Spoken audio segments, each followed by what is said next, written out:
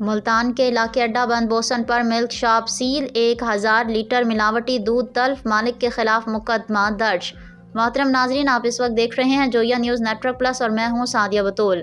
D G food authority Multan کے مطابق دودھ میں فیٹ اور قدرتی غذائیت معیار سے کم پائی گئی، جو کہ ملاوٹ کی واضح نشاندہی ہے۔ ان کا کہنا تھا کہ دودھ جیسی بنیادی غذا میں ملاوٹ کسی صورت برداشت نہیں کی جائے گی۔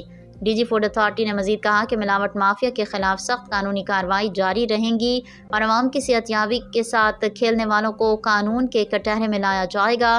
ترجمان پنجاب فوڈ اتھارٹی کے مطابق ملتان میں شہریوں کو ملاوٹی دودھ سے بچانے کے لیے کارروائیاں جاری ہیں۔